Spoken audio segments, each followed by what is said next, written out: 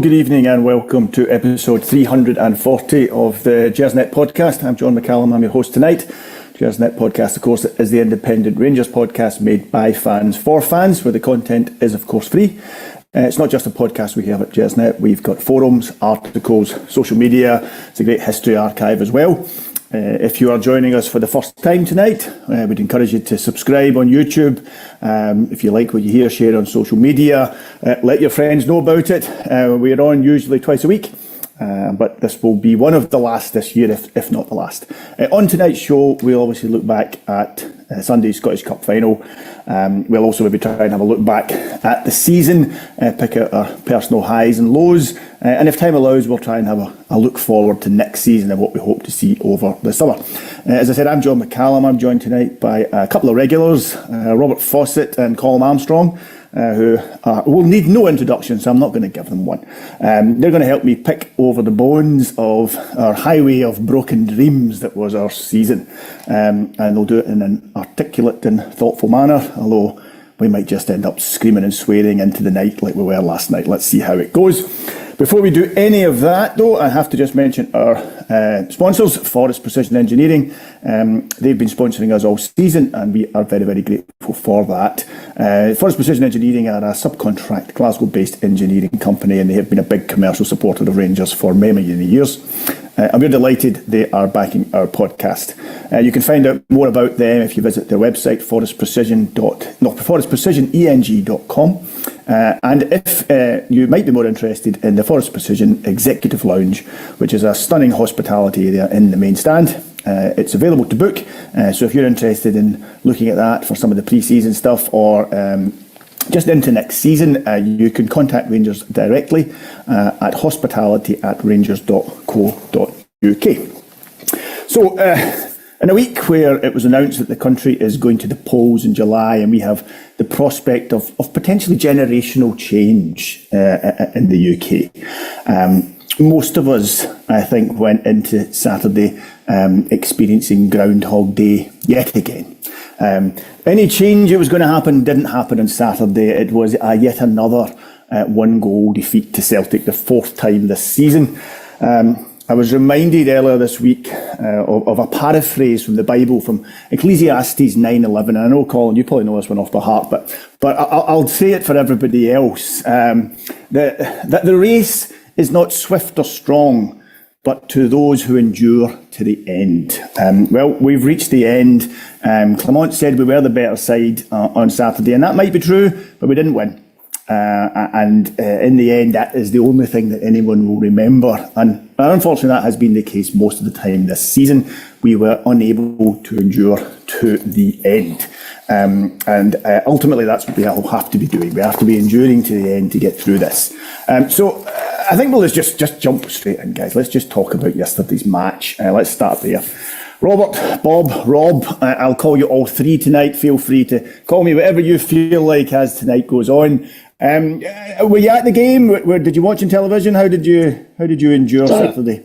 Sadly, I was at the game, yes. You are at the game. It was, I managed to watch it live and then had to re-watch it again today just for coming on the pod, just to make sure that I'd saw exactly what I did see at the game. Just to make sure you were properly down about everything when you came on. Yeah, okay, yeah. I hear you. Well, look, I'm going to start with yourself, Bob. I want to talk about the starting lineup. There was quite a bit of anticipation. Clement had been playing his cards very, very close to his chest beforehand. Balogun, Yilmaz were back. Cantwell started. Raskin started instead of Lundstrom. Silva started. Seaman and Cosland were on the bench. There was some talking points before the game. Now you've watched the game twice. But what were your feelings at the time? And with hindsight, what do you think? I think it was a good lineup, to be honest. I think most fans wanted to see a bit of change, and I think we got that. It was good to see Ridvan coming back into the team. I think everybody was desperate for him to make. I think the only thing that I would have done differently in most Rangers fans is would have loved to have seen Stella maybe in the middle of the pitch, because that was ultimately where the downfall in the previous Old Firm games that came from, was being overrun in that midfield.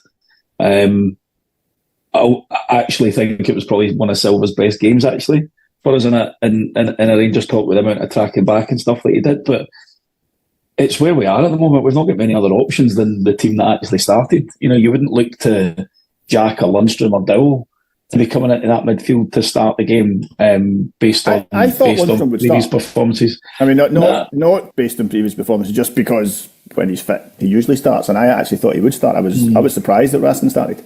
Pleasantly surprised. Yeah, I think it gave us a bit of a glimpse as to what the future potentially could be, because I think in the first half they struggled, but Raskin grew into the game.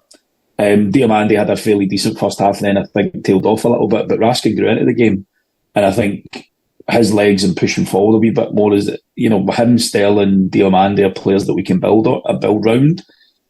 But again, it's just the big thing for us was the lack of quality, and I think that's been the story of the season. When you need somebody to take a chance, there was too many fluff lines. A sclaffed shot from Sima, not getting on the end of a pass. It was just the story of the season in one game, really. We kind of flattered to deceive a little bit, but I did think that the players worked hard. They kind of at least gave a better account of themselves as they had done in previous games. And I know we'll talk about it a little bit later on, but there are certain things that potentially swing and change the momentum of a game, and goals are certainly one of them. I'm not going to sit here and say it's all bad luck, but ultimately, when you don't get decisions, and there's no consistency of decision making, that adds to the frustration. And I know we'll talk about a couple of those points in a wee minute, but for me, looking back at the game today with fresh eyes, I struggle to see how anybody could look at that referee's performance and say he had a great game. I thought it was one of the worst refereeing performances I've seen Phil Walsh in a while. Well, Peter Lawwell disagrees with you, but I think everybody listening tonight agrees with you. Anyway, Colin, staying with the lineup, Cantwell started. And Cantwell, I think it's fair to say, is a polarising player in our support currently. He brings different viewpoints from the support, and I think from the management team. I didn't put myself through the pain that Rob put himself through by watching the game again today, but I tell you what I did do. I listened back to a podcast that you and I were on about 12 months ago. And I'll talk about it a little bit more later on. But one of the things that was interesting from that was just this time last year, how highly we all thought of Cantwell. Yeah. We genuinely thought the team would be getting built around him this season. What was your take on him yesterday? And I guess more in general, because the criticism of Clermont after the last game from some people was that Cantwell didn't get on the pitch, and that Cantwell should have come on the pitch. So he started this game. What did you make of his performance? Much of the same, to be honest with you, John, from what we've seen of him this season. I get where you're coming from. Last season, we signed him in the January window. Him and Raskin came in, and both of them looked like, they were the sort of players that we would need to build the team around. I just think this season it's not happened, and I think with regards to Cantwell, we're starting to see why his career at Norwich started to stall, because everything you read about him was he came into the team and he looked a really bright prospect and all this kind of thing, and then his career sort of stalled a little bit. The move up here seemed to initially regenerate him and get him going again, but I just think this season we've seen maybe why his career sort of hit the skids a wee bit down the road, because he flatters to deceive for me. I mean, I think he slows us down as well. I think he takes far too many touches at times. When we're moving forward, when you're looking for it, especially the way the game's played now. Quickness and the austerity of the amount of touches that you need to take as a pro. Take a touch. To me, you look at the game now, 3 touches tops. A touch to control it. Maybe 1 touch to set and a touch to move on. You know what I mean? And that's kind of how the game is played now. It's all about positions and setups and shapes and all that kind of thing, and moving the ball as quickly as possible. I think Cantwell takes too many touches. He invites players to come in and dispossess him, which happens a lot. He started in the game against Celtic in December at Celtic Park. Don't think he'd done much. I don't think he's done much against Celtic full stop, other than that goal against them in the 3-0 sort of dead rubber at the end of last season. He was good in that game. He was arguably man of the match in that game. But it was a dead rubber. But again, it gave us that sort of confidence that foundations were being set for the following season. But he's just not followed up. When Clement came in and sort of stuck him on the right for a bit, you were kind of getting the sense there was a bit of friction between the two of them. That Cantwell felt his best position was that number 10 position in the middle of the park. Well, he's there now, and I genuinely don't think that he's done enough in there to warrant, building the team around him. I think there's a big question mark over his future at Rangers, and if I was one of the decision makers at Ibrox, I'd be listening to offers for him. I just think, and the sort of stuff that comes with him as well, the sort of nonsense, the social media stuff, the way he sort of seeks attention all the time. See, if you're doing that and winning, brilliant. Yeah. You know what I mean? You can, because that's what Brown used to do, wasn't it? He would just look for all the attention. But he was in a team that was winning, and therefore you can get away with it when you come into these games and acting the way he kind of behaves at times, and then constantly, coming out second best. Then it's not a good look at all, I don't think. And yeah, I just think it's maybe time. I mean, obviously it's a big summer ahead yet again. We've been saying this for the last 3 or 4 seasons every summer. Time for a rebuild, blah, blah, blah. But I genuinely think this season that there's question marks over pretty much all of the players in that squad, and I don't think we could have said that for a long, long time. I mean, there's 6 or 7 walking out the door anyway because they're at the end of their contracts. Obviously, you've got the boys that are on loan that are going back to their parent clubs.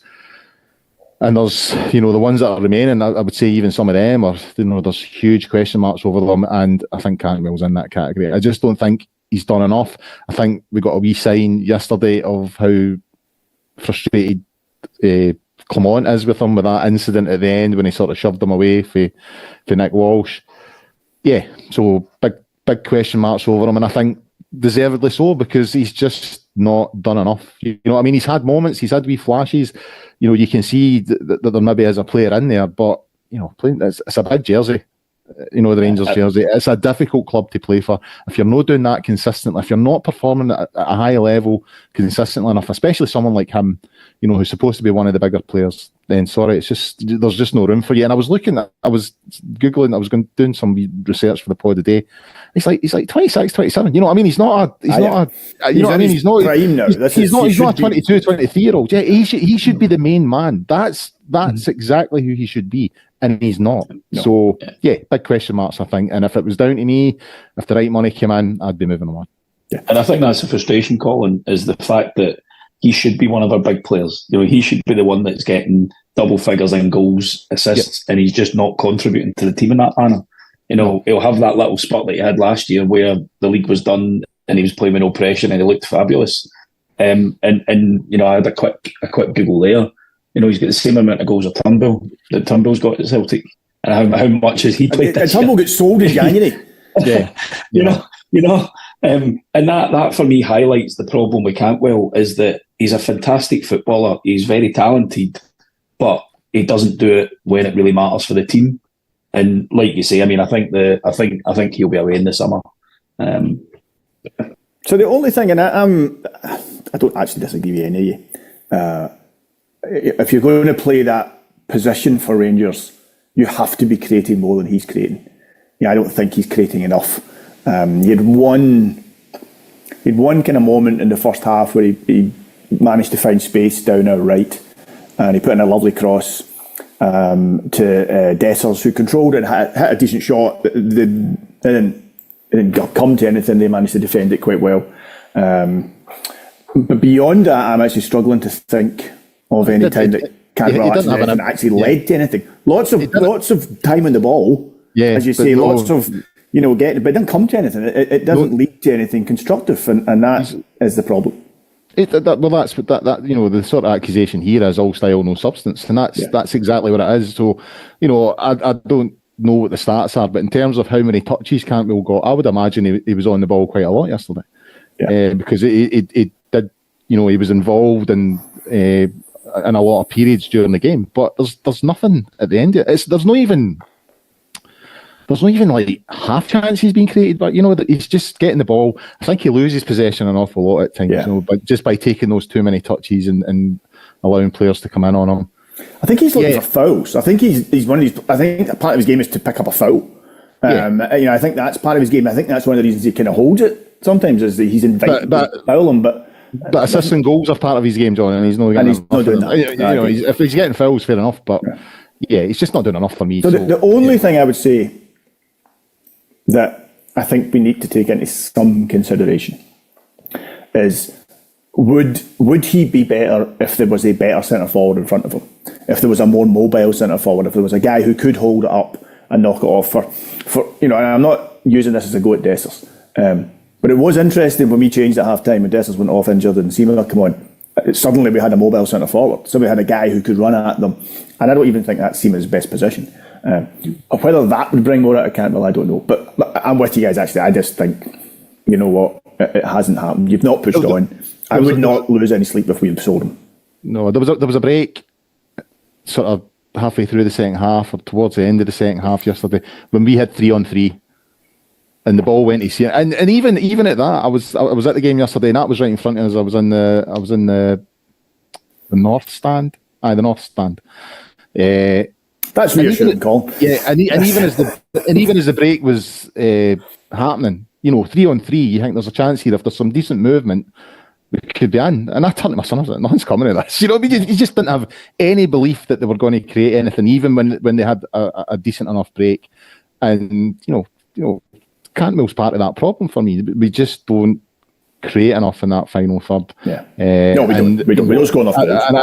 And I think, his big argument earlier on with Clement was, I don't want to play in the right. I want to play the number 10 position. That's my favourite position. Well, Clement's gave him that and he's still not producing. So, I would be listening to the offers. Yeah. One thing we did do well yesterday, Rob. One thing we did do well yesterday, I thought, were corners. Which is, I think, actually, we are more likely to concede a goal from one of our corners most of the time during this season. Our corners are horrific. But actually, yesterday our corners were quite dangerous. One in the first half that somehow managed to go right across the 6-yard line with nobody getting a boot onto it. We had 2 or 3 that clearly were causing them problems. And then, of course, the goal. And that's really what I want to speak to you about, because, that is, for me, the big talking point of the game. It was the goal. At the time, I wasn't at the game. It was the time I woke up most, if not all, of everybody who may have been asleep within a 3-mile radius of me as I went through the roof when that goal went in. It had been coming. I felt we were on top. I thought, justice is going to be done at last. And it, even when they showed you the replays, it never entered my head that there was going to be some kind of intervention. I just wasn't sure actually if it had gone straight in or if Seaman had got on it. But you saw the replays, Seaman got on the end of it, brilliant stuff. Never entered into my head there was any kind of infringement. Talk to me about the goal. Talk to me. You saw it live, so you only get one chance to see it. You're not going to get any kind of indication about it. You've obviously seen it since. You've no doubt seen, it taken in isolation as well. Before I rant, what did you make of it? So again, like Colin, I was sitting in the north in the corner, so you don't, live, you didn't think there was anything wrong. The only inkling in the stadium that you had was when Hart starts to run towards Nick Walsh, that you obviously felt that there was something up from that perspective.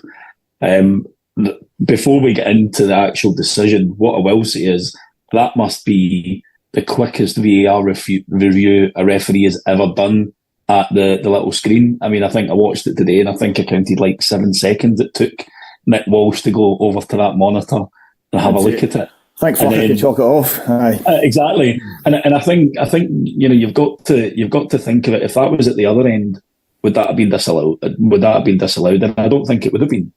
And it comes back to the wider problem that we've got up here. And I'm not one for buying into conspiracy theories. I just think all of our referees are absolutely terrible. But it's easier to give a decision against Rangers than it is for. Now, as it comes to what the free kick was given for, I'll point to the Scales push on, or the non-push on Dujon Sterling in the first half. If that isn't a free kick, then, Raskin, putting a palm with what didn't look like any great force on Joe Hart's back is never a push, considering that Taylor's probably grabbing him by the waist from what I could see, and there's two other Rangers players, one of which has got a Celtic arm round his neck. If those aren't fouls in the box, then we've been told that not every bit of contact is a free kick. It happened to Dessers when he get. I do actually agree with that. I think not every bit of contact is a free kick. Yeah, but it comes back to that consistency. Dessers got pushed in the back against Hearts, and we didn't get a penalty because he wasn't going to be getting anywhere near the ball. That was what we got told. You look at Joe Hart. I don't think he's getting to that anyway. Because he's flat. He's totally misread the flight.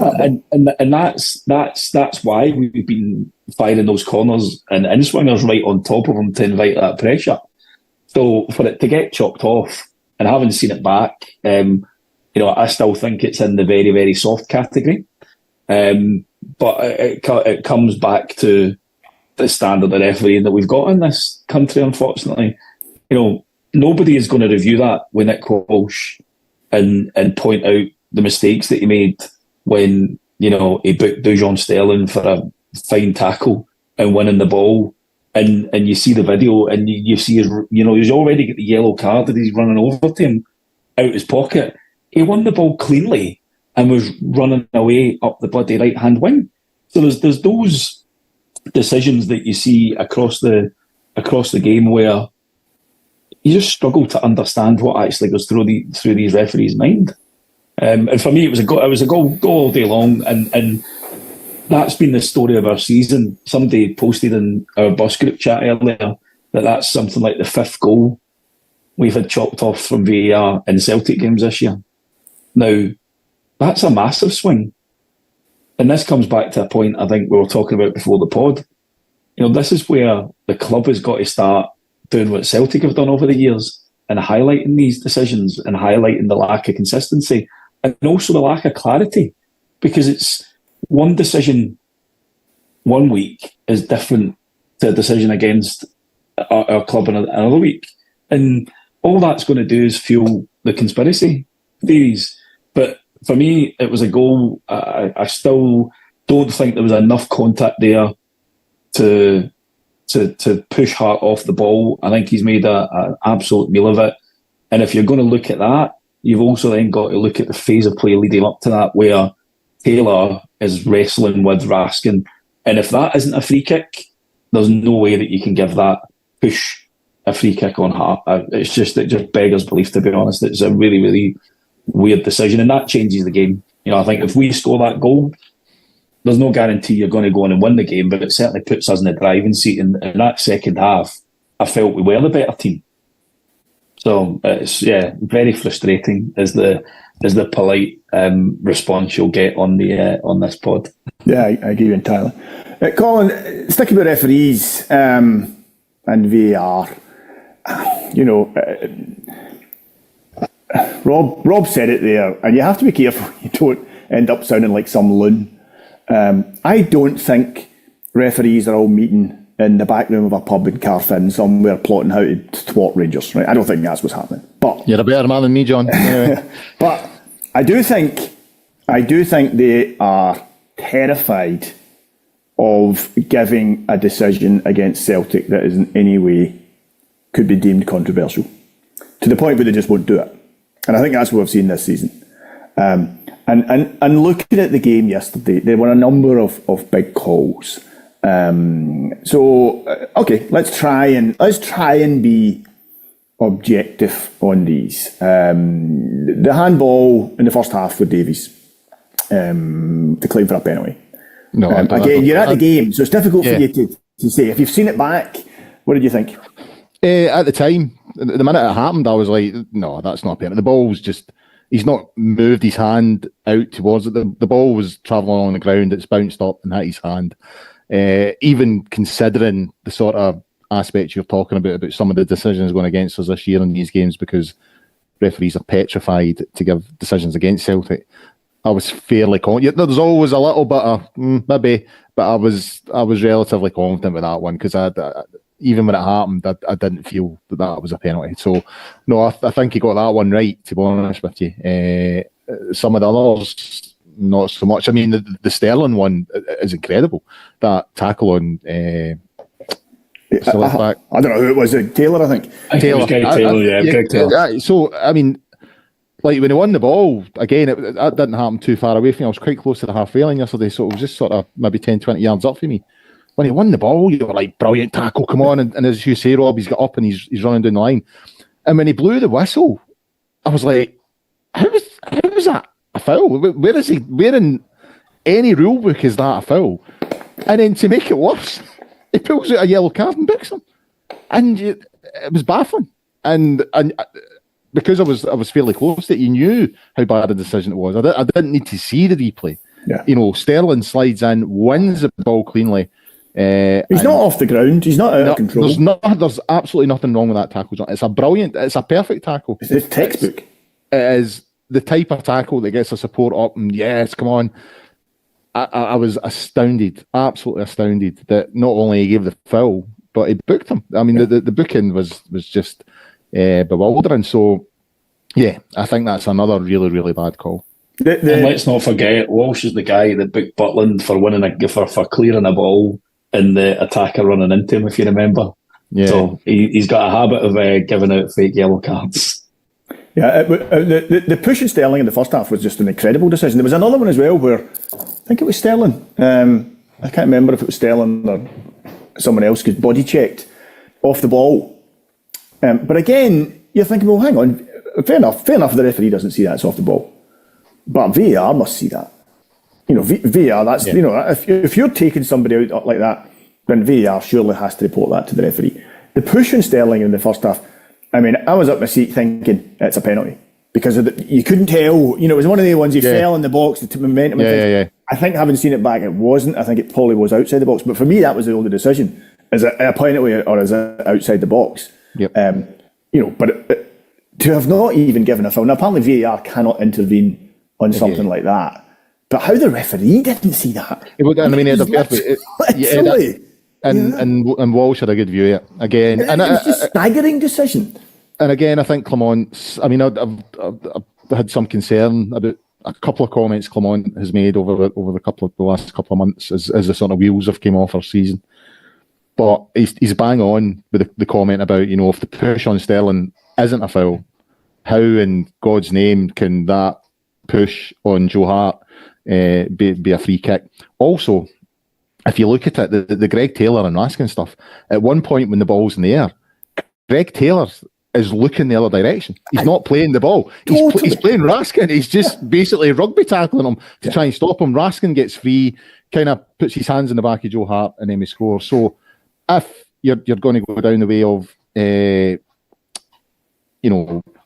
getting VAR to look at it, then you have to analyse every single aspect of it. So if the decision is, we think there might have been a shove in the goalkeeper, then they have to look at, because there's so much grappling going on in the ball, they have to look at every conceivable incident. And, you know, before, if you're going to come down on this decision and say that Joe Hart was pushed, then you have to look at the other ones and say, well, they happened before the Joe Hart push. Yeah. So therefore, it's a penalty. Yeah. You know, if you're not going to give the goal, if you're not going to go down the road of, well, he pushed him, right, let's just give the goal and then that's it. Absolutely. If you're not going to go down that road, you have to be awarding the penalty. Yeah. And so I think Clement was bang on with that. You know, the level of inconsistency in terms of, you know, the shove on Sterling isn't a shove. I mean, and it was blatant. You know, it's just a blatant sort of have that and he falls. Compared to the one on Joe Hart, it's night and day. Out of the two that should have been given and the one that wasn't given, you know, it should be the other way around. And and it's frustrating. It's really frustrating. But you know my views on the referees, John. You know my views on VAR and all the rest of it. It didn't surprise me. And actually, when we scored the goal yesterday, and this is maybe a sign of where VAR's taken, you know, supporters, especially, you know, a support like ourselves who have sort of, you know, not enjoyed a huge amount of success recently, and we've been at the wrong end of VAR on more than one occasion. I think the last 3 times we've taken the lead in games against Celtic, it's been chalked off. right? And they've all been highly questionable. They've not been blatant in any way whatsoever. You know, as soon as that ball went in and we're celebrating, my son went, VAR though. You know, during the celebrations, as we were, he's like, VAR. You know what I mean? And I'm like, And then even then, it took forever for Nick Walsh to go over. You know what I mean? At one point, it seemed like Nick Walsh had pointed to the spot as if not, they've spoke to me. And there was a sort of cheer in the crowd for the Rangers because there was that sort of, is VAR getting involved here? And then Nick Walsh sort of pointed to the spot. We all sort of, yes, he's gave it, right, that's fine. And then it comes up on the screen, VAR check. And you're like, all right. And the minute he goes over, you know what I mean? As you say, if Nick Walsh is getting handed an opportunity like that, he's not going to knock it back. And as Rob pointed out, he didn't stand at the screen for long. You know what I mean? He didn't review it. He just, right, okay, bang, disallowed. And I think the big question is, the one that Rob asked earlier on, you know, if that's the other way around, does that goal get given? I think it does. I don't think there's even any You two doubt. both used the term inconsistency. There hasn't been any inconsistency. Rangers have consistently not got those decisions all season. Yeah. From the first Old Firm game of the season, when, you know, apparently the Celtic defender kicking Desser's leg is a foul against him. Yeah. You then have the penalty given to Celtic in the last Old Firm game when exactly the same thing happened and they get given a penalty. And you know, I understand why you're saying it's inconsistent, but it's not. It has consistently all season gone that way. Well, it's inconsistent in terms of what... No, it is inconsistent. Each team is receiving. Yes. Yeah. But the pattern of assistance is very consistent. You know what I mean? Is, you know, it's the same with the Morelos goal at Parkhead last this is a farcical thing. Yeah. It was absolute, and VAR never even intervened in that. That was Clancy. You know what I mean? He blew straight away. And I think, you know, when you look at the goals that Rangers have had chopped off against Celtic of late, you know what I mean?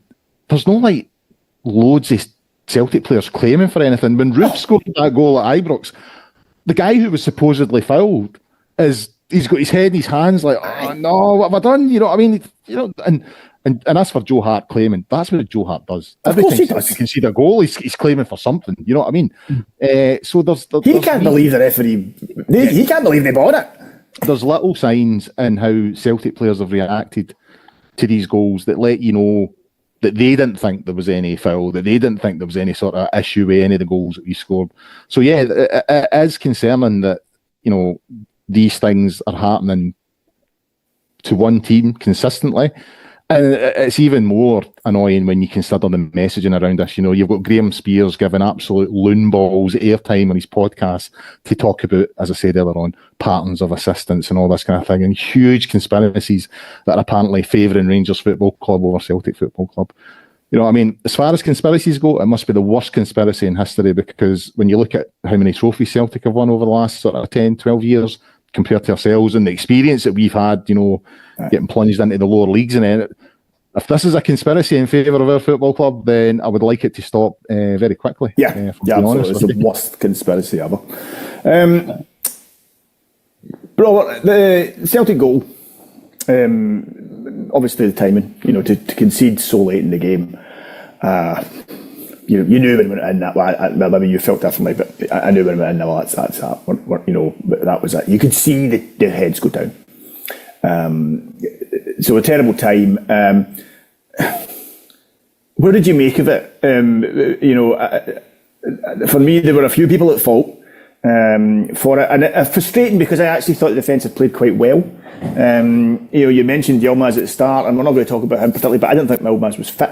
He barely went over the halfway line, but he defended well. Tav got caught quite a few times the wrong side of their attacker. But he recovered, or Balogun came over and covered for him. You know, it didn't often lead to much, and actually, I mean, they ended up changing most of their forward line because they really weren't getting any joy out of our defence for once. So, which makes the goal all the more annoying, and the nature of that goal. What did you make of it? And you know, who shall we choose to put in the virtual stocks and throw rocks at for Well, I think you're probably going to need to get a number of stocks, to be honest, because I think, as we discussed just before we came on, I don't think you could probably point the blame at any one single player. It is a comedy or litany of errors that lead to that goal. The ball in from Diamandi to Wright is a decent pass, who Wright just completely and utterly has a brain fart and miscontrols it. Just on that, just before we go any further, I sent a text to my cousin and said to him, I can't believe we're at a point where we're having to bring on Scott Wright in a game of this importance. And that actually in itself is damning. I don't mean to be nasty about Scott Wright, but he isn't good enough. And he's never been good enough. And quite why he's still our go-to off the bench in a game like that is really quite damning. I would actually take it a wee bit further. I mean, I'm not as a big critic of Scott Wright as some. I think as a squad player, he comes on and does okay.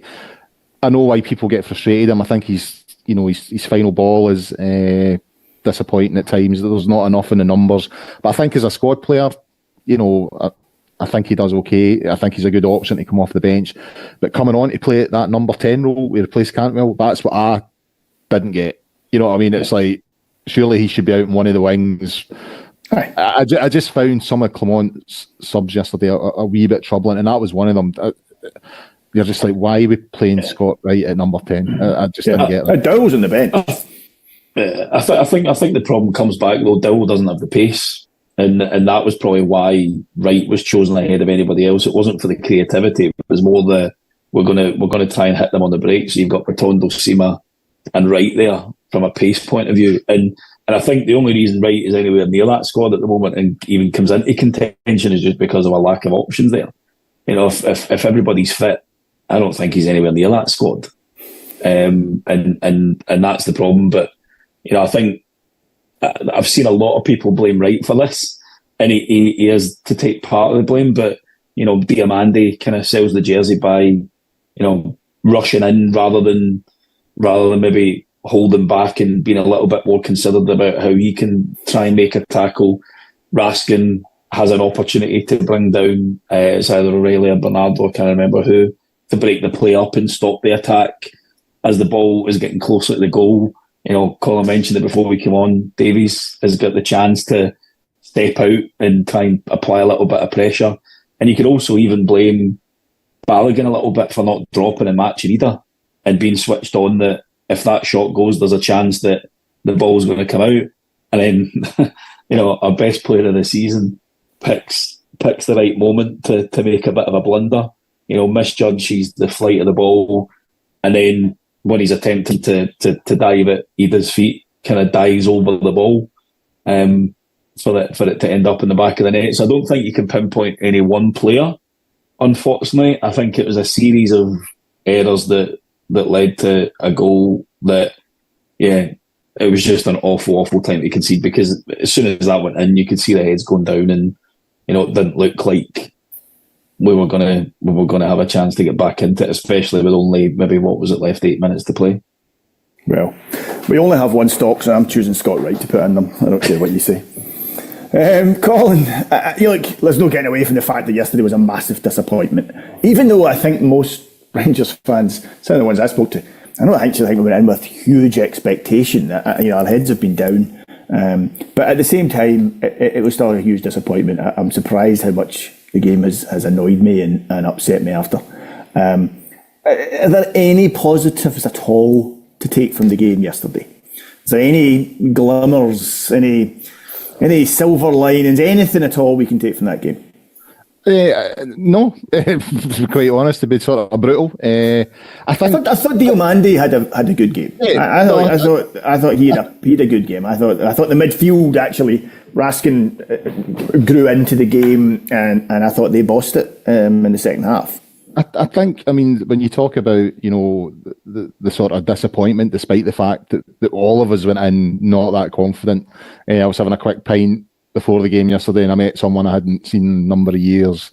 He used to be a bit of a Rangers fan, but he's become a bit lapsed, and since he became a dad and all the rest of it, he's kind of backed away from it all. And he said, "Are you confident?" I was like, "No, absolutely not." But you go there with hope.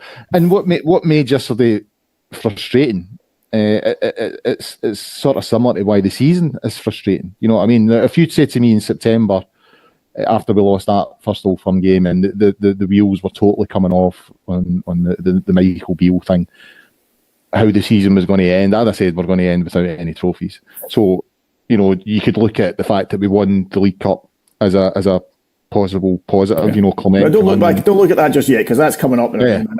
I'm just talking about yesterday. No positives from yesterday. Okay. Yeah, no, but that's what made yesterday so disappointing, because we went in there with no sort of real belief. They've put in a performance. I remember I actually said to my son at half time, it's the first time in the season we've went in at half time not being behind.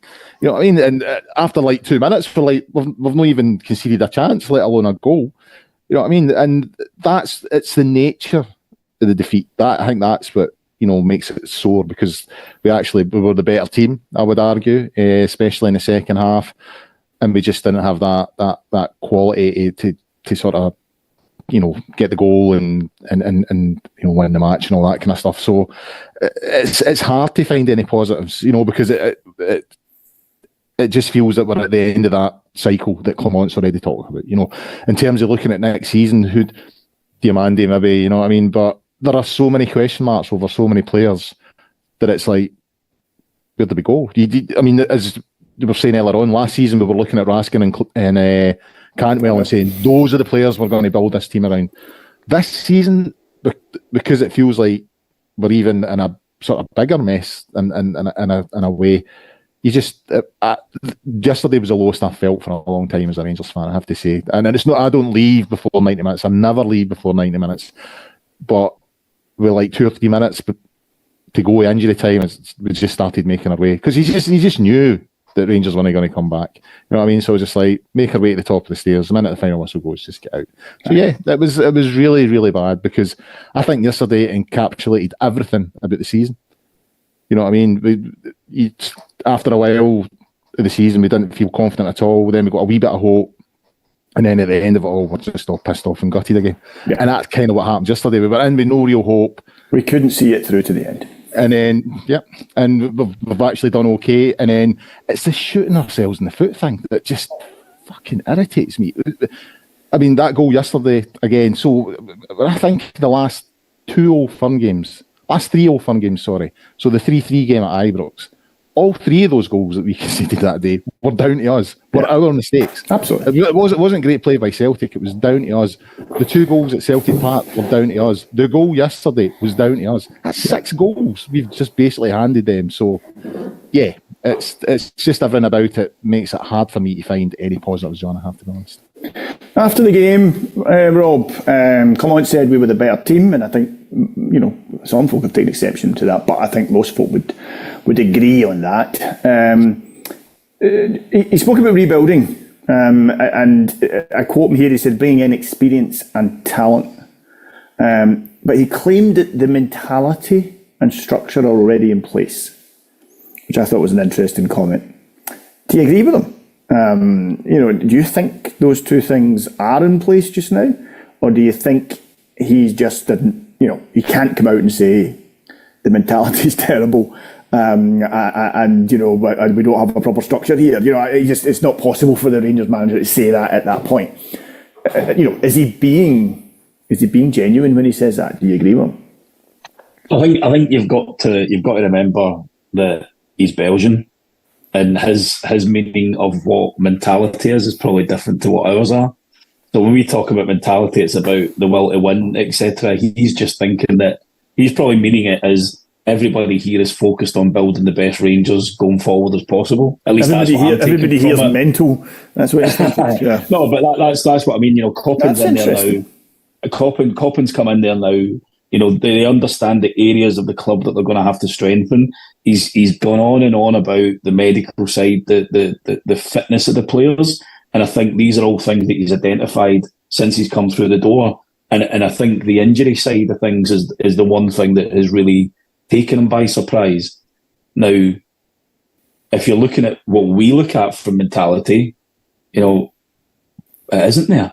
Because we've no won in. You know, we've won a League Cup this year, which is great. But we threw away the lead in the league when we eventually clawed our way back into it. and we've just lost the Scottish Cup. So that does suggest that there is a lack of the correct mentality among that group of players. So I think you've got to be clear. And English is not his first language, so his meaning of words could be different to ours. But B, if you look at the signings, Cortez looked a good player before he got injured. Diamandi, I think, will be a player we'll get a good return on, because I think there are things there that he looks good for. Obviously there's players that we're linked with just now that are out with the norm from our signing policy. So we say it's not ex-English Championship players or ex-Premiership youth players that we're signing. We're looking at different markets, and I get that, but how does that fix the mentality? So do you think the mentality is okay in the club just now, in the team? No. No. So how does that fix it? How does buying a 20-year-old Brazilian fix that? Because he's got hunger. There's a desire there for them to go and win things. And if they don't, that's to me the first thing that we should be looking at in a player is, do they have the hunger and desire to make it to the top? Because ultimately that's what's been lacking in this team. It's the balls to go in and do the dirty stuff to win the battles. And a guy who couldn't get into the Fluminense team, who ended up playing his football and playing that one season in Cyprus, has that mentality. We'll see when he comes over, won't we? The thing about mentality, I'm being argumentative, and I don't mean it to sound as argumentative as I have. The mentality thing is difficult. It's going to be a risk. Yeah, every signing is going to be a risk. And I think it depends on what he's meaning by mentality. Is the first thing. I think he's saying he's got a plan. The club are behind him in that plan, and that they've got people within the club who will help him fulfil that. That's what I take from those comments. I don't think he's looking at the players thinking, these are a bunch of winners here, and that's my take on it, mate. Balogun was interviewed as well, and he actually was more interesting, and I wish I had his quotes. But he basically said Celtic come into these games expecting to win, and we don't. I've said this before on here, but I'm going to say it again because I'm nothing if not predictable. Arguably the best Celtic team of all time. It's difficult to compare eras, but the best Celtic team of all time in the 1970s. The team had been to 2 European Cup finals, had won 9 in a row. Before anyone even thought that was a thing. And just won their 9th season in a row. And Rangers actually had one of their best teams of all time. A team that had won the European Cup Winners' Cup. A team that regularly competed in the later stages of Europe. Could not win that league. And we brought in Jock Wallace. And I think Jock Wallace realised, he said it, I've heard him say it, that team was as good as Celtic's team. And Celtic's team was ageing. That team was as good as Celtic's team, but they didn't believe they were as good as Celtic's team. And every Rangers supporter has heard of Murder Hill. Jock Wallace took them to East Lothian and took them for pre-season, took them to Gullen stands and made them run up and down these sand dunes. Okay.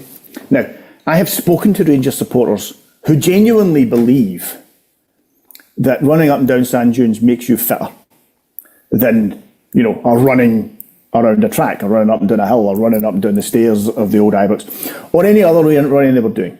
Okay? It doesn't. You are no fitter running up and down sand dunes than you are running anywhere. Okay? Doesn't make you any fitter. Okay? But what it did do was it made those players believe they were fitter. Those players went into that season believing that they were the fittest team in the league. Yeah. I think Jock Wallace gets no credit for was that he was actually a very clever man in that way. And he was able to change the mentality of that team into believing that they were fitter than anyone else in that league, even though they weren't. They were not fitter than they were the season before. But they believed they were fitter, and they believed that gave them an edge. And they went on and they won the league. And the changing of mentality in a team can be done. I'm not saying we do that. But a changing of mentality in a team can be done. And you can do it to existing players. It doesn't have to be done with different players. We need to change some players, there's no doubt about that. But the changing of mentality can be done. Anyway, look, I've gone off on a tangent and I have to stop because I have to talk about our other sponsors, who are, of course, Football Prizes. And Football Prizes have got a fantastic competition for you to enter. It's not a competition, it's a draw. and it's an Ali McCoy signed and frame boot. And on top of that, there are 13 instant win prizes as well. It's £3.95 for a ticket. There are only 165 tickets, and the competition will end on Thursday the 30th. If you want to know more about that, have a look on the Football Prizes website, footballprizes.co.uk, or have a look on the Gersnet on Gersnet on Twitter, where we put up a lot of the competitions. Right, look, let's leave yesterday behind and look further back and look at the season itself. And as I said earlier, Colin, you and I were in the last pod of last season. And in many ways, we could just have given ourselves the night off tonight and simply played that one again. Because we were literally speaking about the same things. Gifting Celtic goals, poor decision-making from senior players, a big summer coming up of change and renewal. This time next year. A couple of strikers. Honestly, it's ridiculous. I mean, that was literally what we were talking about, and that's what we're saying. So I thought let's just look back in the season. I think there might well be another pod this season where we have a proper look back in the season, but let's just take 5 minutes. In the summer, we signed Kieran Dow, Dujon Sterling, Butland, Lammers, Dessers, Balogun, Danilo, and Cifuentes, plus Sima on loan. And then in January, we brought in Diomande and Cortez, who are kind of on loan and kind of we've bought them. I think we're kind of committed to them. But we brought them in plus Silva on loan. 12 players. That's a whole new team that we brought in. Now the season's passed, how do you rate our recruitment? We've had a full season of them. How do you rate our recruitment? What did we get right? What did we get wrong? I don't think we got very much right, to be honest with you, John. And I don't think the recruitment just relates to the team we brought in this season. I think you can go back 2 or 3 seasons. I would actually argue, since Steven Gerrard's left, it wasn't that long. I think it was round about the time when, as I said earlier on, when Beale's time was sort of coming to an end and the wheels had sort of fallen off. We just lost to Celtic, went into the international break. Someone posted on Twitter the amount of players that Rangers had signed, every single one in chronological order, since Gerrard had left. And it was a damning list. It was horrifically bad, and the money that we'd spent in these players. And the same thing's happened this season. I mean, some of them have come on. I mean, obviously Butland has been a success. Sima has been a success. I would argue, I know you wouldn't, I would argue that Dessers has, in terms of his numbers anyway, has been a success. I'm not advocating him as being our number 9 moving forward, but I think he's contributed in a way that a lot of others haven't. Is he better than Cholak? Well, you could say the same with, actually again, discussing with my son yesterday when they brought on Ross McCausland, I was like, I actually think Sakala's better than Ross McCausland. Do you know what I mean? And I don't think Sakala was good enough. So it feels like rather than Sakala's better than Silva. We're not. I mean, we're the 40 million. Again, we were talking about this yesterday with this 40 million for Silva. I reckon 38 of that 40 went to all the agents and people involved in the deal, and 2 million is the actual value of the player. So it's something that we've not done well for too long. And you're talking about decision making of players and all that kind of stuff. You need to start looking at the decision making of people upstairs. This is on the board. Yeah. When Steven Gerrard won that title in 2021, we were in such a position of strength. We were so far ahead of them in points. Gerrard had their number. There's no doubt about it. He had worked out how to win those games. Obviously, he's moved on. Whatever's happened, and he's moved on. And since then, some of the decisions from the decision makers at the club have been really bad. Okay, we had a European final, which was superb. I would never trade that for anything. I mean, that night against Leipzig was just fantastic. Well, obviously the final didn't go the way we wanted it to go, but that whole experience was just magical. Yeah. And I wouldn't trade that. But we've been performing so well in Europe that we've bumped the coefficient up to an extent that the winners of the league in Scotland go straight into the group stages, and all we've done is handed them that. Don't. You know what I mean? And that comes down to decision making at the club. That comes down to we can criticise the board, but at the same time, they funded 12 signings. Now, what you can criticise is the people they put in place to make those signings, to look at those players and say these are the guys we want. Because from that list, Kieran Dowell was a puzzling signing. I mean, you speak to any Norwich player and they told you, he's good when he's fit, but he's never fit. So you're thinking, well, he doesn't sound like the guy to come to a club who's going to play 50 plus games a season. That's another thing. The amount of players that we sign with injury records. Yeah, and I find that never learned. Yeah, Sterling's been a good signing. He was a free. Yeah. He was a good signing. Butland has been a good signing. Lammers didn't happen. And you give the club some credit for moving him on quite quickly, and hopefully. Apparently he's found form in Holland, and hopefully, we can make that move permanent and get our money back in him. Dessers, you're right. Dessers is somebody who at times he's certainly improved as the season's gone on, but he isn't good enough to be Rangers number 9 in my. You know what Dessers has, in my opinion. If we're talking about mentality, I think he has the mentality to play for Rangers because the stick just doesn't seem to affect him. Yeah. He just keeps going and keeps going and keeps going. What he maybe doesn't have is the quality. We've all seen I agree. Yeah, that's we've all seen moments where he's struggled and all the rest of it. But his mentality, I think, just his sheer sort of bloody mindedness has got him 20 odd goals and was it 7, 8, 9 assists or whatever it is, which is contributing. I mean, when Dessers signed, if we were handed the numbers that he scored and said that's what he's going to get, I think we would all have taken that. It's how and I think to be fair to Dessers, I think to be fair to Dessers as well, other players aren't contributing goals. And because of that, I mean, if it wasn't for him and Tav, we'd have scored no goals this season. And because of that, there's probably more focus on the number 9, who you want the goals to come from. But the wide players should be scoring goals, the midfielders should be scoring goals, the centre halves should be contributing goals at corners and things. We're not doing that. Just on that Dessers point as well, I think you can't teach mentality, but you can improve quality with coaching. Yeah. And I would keep Dessers as a squad player because I think he gets what it means to play for the club, and he doesn't let the negativity impact him. And you need players like that around the squad because that can rub off on other players. I think hopefully a hard pre-season, some coaching, some one-to-one coaching, get McCoy's back with him, and see if we can teach him how to do a first-time dig now and again would be good. If we start next season with Dessers up front, I will cry.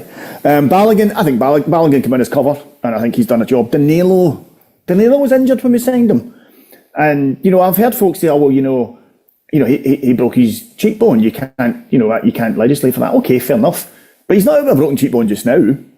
That's just, he's barely played for us. Cifuentes, he was a puzzling signing at the time. I don't know why we're signing players from the MLS. He was a puzzling signing at the time, and he looked even more puzzling when he arrived. I'm baffled by him. Anyway, I think it comes back to the point Colin made, though. This is where the board, I remember the interview that John Bennett gave about being best in class, and we've not heard from him since. There's been no succession planning in place at our club to look at what happens if this manager doesn't work out and what identity do we want our club to have. And what happens is that when the manager leaves, you rip it up, you sign a load of new players and you let them start again, and then some of the players let you down. And we seem to be trapped in a bit of a vicious cycle at the moment where, we're wasting money on players coming in for a manager without having a clear identity from the board down and from the club down, because they're the ones that are the custodians of the club at the moment. They decide there should be this is the way we play. These are the types of managers we want. These are the types of players that fit that mould. And that's how we drill our academy players as well to grow, to fulfil into the first team. We don't seem to have any of that structure at all from anyone within the club. And I think, the board need to take some responsibility for that, because we had a great opportunity with Gerrard. When you talk about mentality, he had the mentality in that team around fitness. You look at the games where we went to extra time and we beat Celtic after playing extra time again as well. We looked as if we'd only played 2 games that whole season because we were that fit, and that was drilled into them. But we never built on that as a club, and unfortunately, the board need to take responsibility for that. They're the ones that have kind of sleep rolled sleep rolled into this. Sleep rolled. Aye, I like it. Listen, okay, look, I try and lift us a little bit. High point of the season. Colin, you go first. What was the high point of the season? I'm going to go with Betis. I was in the Roseville in Partick that night with my son, and that was a good night. Obviously, winning the League Cup was a good one, you know, and it completed the set for some of this group in terms of the winning every domestic trophy. But that night in Betis was good for me. I must admit, I really enjoyed that. So, as I said, me and my son came through to Glasgow, got a wee bite. I mean, that's a thrill for you on its own, isn't it? Yeah. You know, coming through at the big lights. Yeah, and into the Roseville, and I mean, just the nature of the game, you know, the fact that we won it and straight into the sort of last 16, was it? You know, and it was an unexpected victory as well. It's just the nature of it, and Desser's goal as well. You know, that second goal was just staggered me, you know. I remember the two is like, I'm there. And just like with 5 minutes to go, I think we're finishing third and going into the conference, I think. And then Roof scores, and all of a sudden we're into the last 16 in Europa. And it had a nice after effect, because for a few days, maybe even a few weeks on Twitter after it, you kept seeing Celtic fans saying, you're only in the last 16, you're in the last 32. And they didn't realise until the last 32 came that actually, we're in the last 16. So that was good. What about you, Rob? What's your highlight of the season? I'll have to say the League Cup. Apart from joining the team here, of course, that's been one of the highlights of the season. It's really been a bad season if that's been one of the highlights. Yeah. I think getting a trophy is always nice. But I mean, to be fair, there's not really been many high points, has there?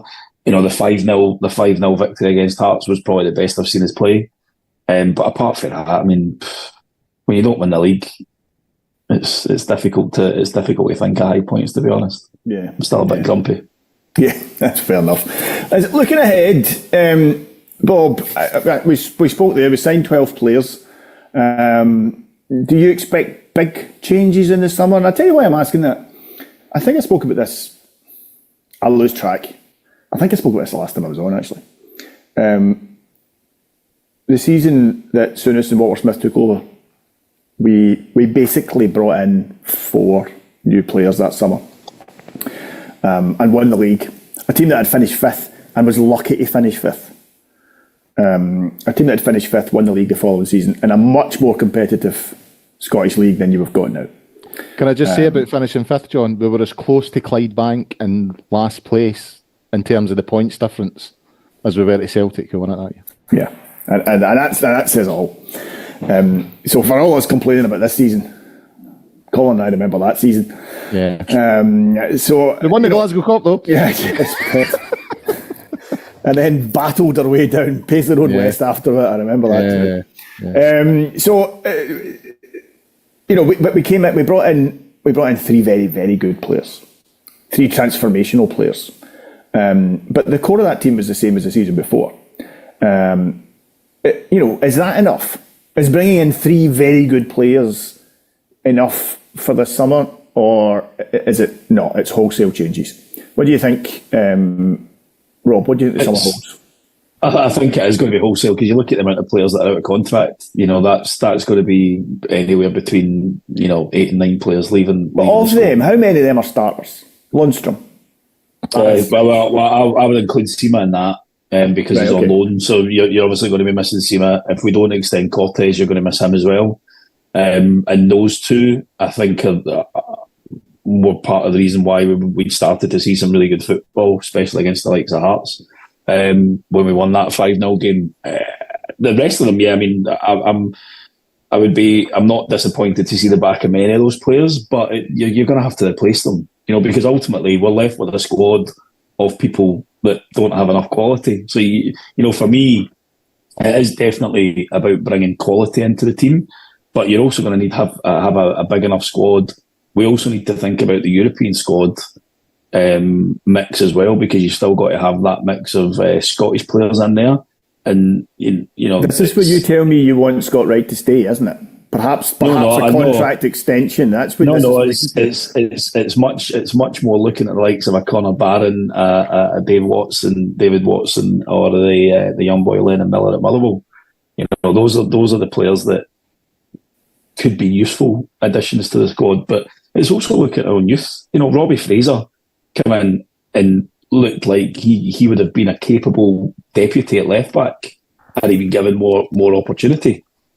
And it's looking at how we can use the players that we've got in the building. I think the other big change will be the fitness levels. Given how much Clement has said about that this year, I'm looking forward to seeing what they're going to be like after a pre-season with him. I'm expecting no injuries next season. I know. But if it's the same as this season, it has some explaining to do. Exactly, and for him it's a big summer as well because he's lost the goodwill that I think he'd built up by dragging the squad back into a title race. And is that fair? Do you think? I agree. I think he has. But do you think that's fair? I think partially it is because ultimately there were decisions that he could have made. I mean, one of the things that I still can't get my head around is that Raskin's come in the last 3 games and has looked decent enough. Why has he not been near any of the teams up until this point? And the likes of Dowell and Lawrence were making it into squads ahead of him. When we've seen that we've been overrun in midfield against Celtic so often this year, why have things not been tweaked? So I think there are things that he's got to take responsibility for. And, it's not all down to him. How many managers have this group of players seen off? And there's a lot to be said about that as well. And I think that's where sentimentality needs to come out of it as well. There are players in that team that probably need to get moved on now, regardless of how good a player they've been for us in the past. And if you can get money, if the rumours are true that Tav is wanted in Saudi, as long as you can sign a replacement, and our problem is that we rely on a right back to get us 15, 20 goals a season. If we can sign a replacement for him, I think now is the time that we need to just end the cycle. We've got to look forward and look at how we can improve that squad, and there are going to have to be some hard decisions to be made because ultimately we don't have a bottomless pit of money, so we're going to have to sell some players to fund it. And I do think there'll be a high turnover because I think Clement will want his own players in, and he's talked about high energy, high intensity football. The proof's going to be in the pudding once we come back for pre-season because he's got no excuses at that point. He inherited a team. He moaned about the fitness. He moaned about the fact that they weren't using the tools that we had around the club, like the cryo chambers, etc., to aid their recovery. He's the man that's going to be in charge of that, along with his staff. So the buck will 100% stop with him as of next season and the group of players that he brings in, because he'll be involved in selecting them. So I think there's going to be a lot of work that he's going to have to do over the summer. But he strikes me as the kind of guy that takes that challenge on. And while there may be some worries about it, I definitely think that out of all the managers we've had recently, what he managed to do in the short space of time when he got us back into that league presents me with enough hope that he'll get it right after the summer. Time will tell. Just a point, apropos nothing. That Celtic team that started yesterday, not one of those players that started that game yesterday was signed by Brendan Rodgers, or since they appointed Brendan Rodgers. The entire team that started yesterday was players that he inherited. Celtic actually had a terrible summer signings. Not one of their summer signings has been successful. They were on to win a league, so they've got away with it, but it's frustrating. Colin, so far Clement's reign, we've signed Diomande, Cortez, I think we've signed, although I'm not entirely sure if we have, and now Jeffy. All tall, young, athletic-looking players with bags of potential, but lacking experience. I think Jeffy does not have much experience. Cortez had hardly played any football before he joined Rangers. Clearly, many of our signings, I think, we're bringing them in with an eye to selling them on again. That's clearly part of the process. That's clearly part of what we're doing. And fair enough, that does have to be what we're doing. But a team of 20-year-olds isn't going to win the league. We can't just have that as our signing policy, surely. We'll need to be looking for some experienced players there.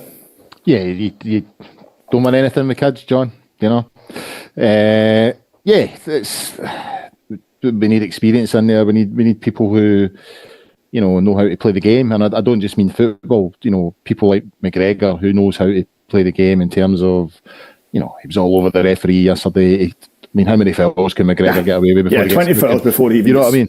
Yeah. It's we need people with that sort of level of sort of cutting edge and acumen. Yeah, absolutely. Yes, acumen. That's the word. It's I agree with Rob. I think if we get decent money for Tav and Goldson, if this Saudi thing's true, then we need to be thinking about taking that, because I'm not someone who Tav takes a lot of stick.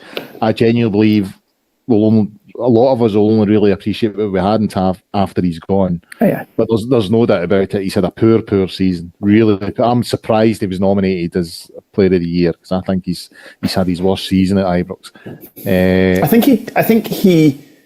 I think we forget that he actually, when the change of management came in, he blossomed again, and he had a kind of 2-3 month period where he was actually very good, as was Lundstrom. 2-3 months where again he became very good, but they've fallen away. The levels have fallen away quite dramatically in his case. Yeah, but it's also this sort of, it comes down to the mentality thing. You know what I mean? And Taff has been a good player for us. There's no doubt about that.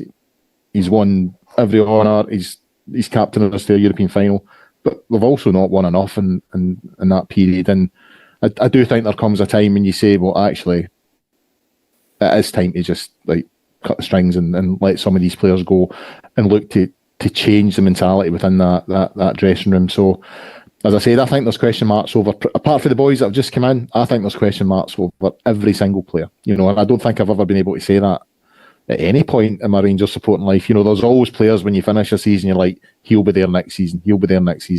I think when you look at, I would imagine Suter will still be there. Butland, I think we might have to sell him, because I think we would get a decent fee, and with no guaranteed Champions League football, they might look to profit on him. And there's rumours that we're after Kelly. Is it Kelly from Motherwell? Yeah, well, is he not? I thought he was there. I thought that was had already happened, but I'm sure I read that. I didn't realise that was actually. I've seen it reported. I didn't see the club saying. I think it's been agreed. I saw a report last week. I don't know if any officials came for the club, but what I read was he was the number 2. It wasn't to be a number 1, but time will tell. It's it's going to be interesting, and it's.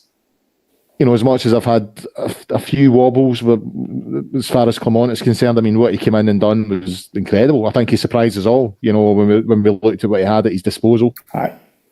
And he appeared to have changed the mentality. We were...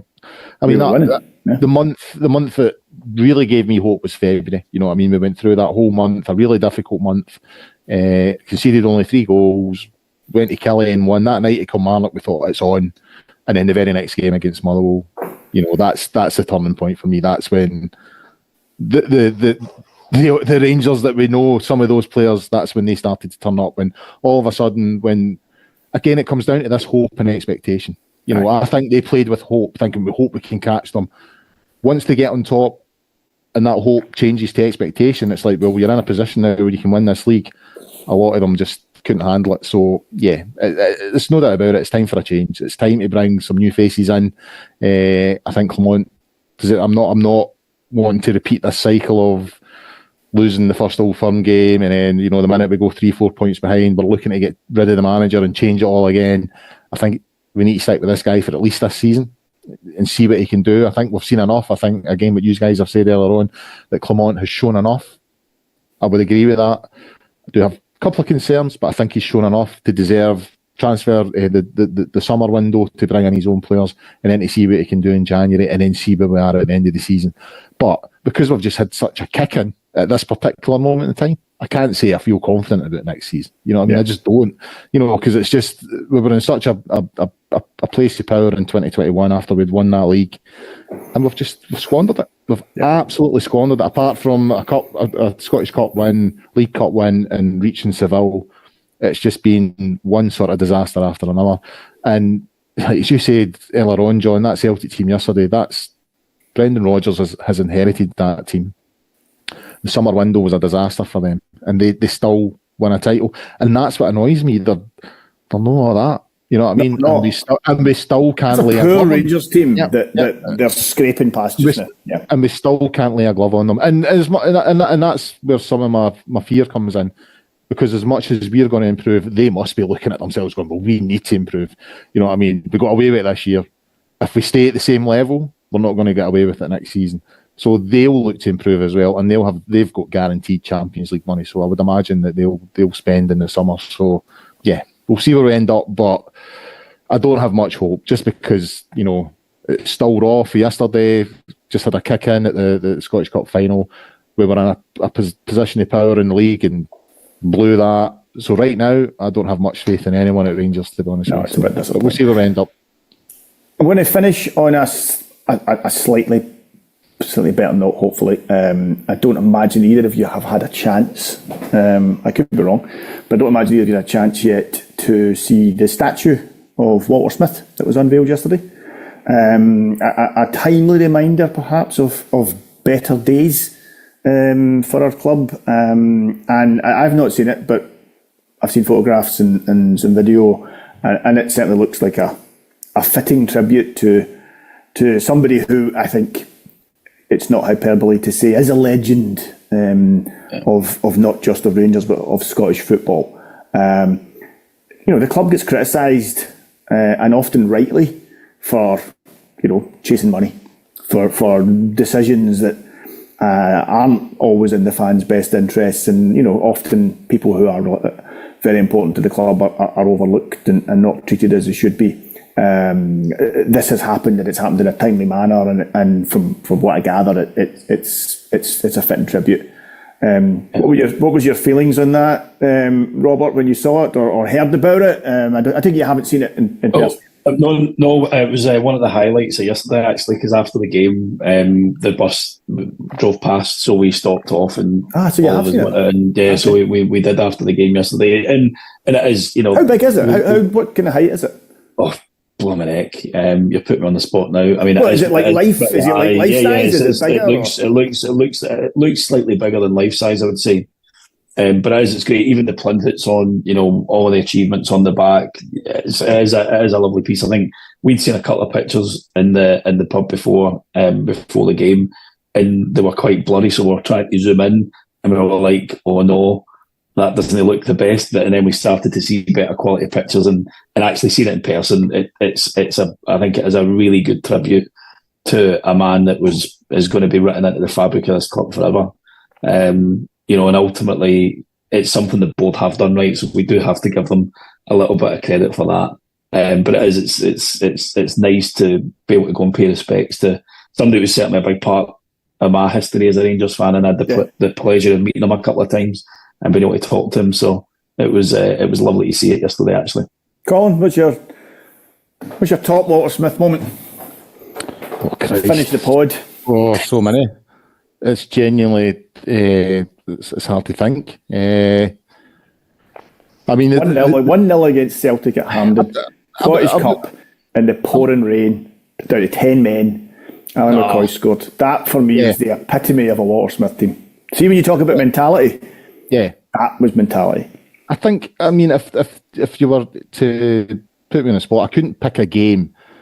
I think 92, 93 as a whole was just the season, just an absolutely incredible season. To win the treble, to come within a goal at the Champions League final, you know, just some of the nights we had that night in Europe, and you just did feel invincible, you know, going to those games week in, week out. You know, I managed to get, even though I was working a lot of Saturdays at the time, I managed to get to a lot of games that season. And yeah, it's funny you talk about it, because like yesterday, my mate, who emigrated to Oz about 20 years ago, he messaged yesterday. He was watching the game, obviously different time zones and all that. So I think it was like midnight for him, you know. So he'd done his shift at work and got his beers in. Him and his mate were sitting watching it in the house, and he sort of said, "Oh, here there's a Walter Smith thing," and I was like, "Aye." And the photos started coming about, and I was like, "Look at that, mate." Our manager, because he was, you know, that's when I was sort of in my 20s, and you know, it's probably the best time that you're sort of enjoying football and all the rest of it. The cynicism hasn't crept in yet, you know what I mean?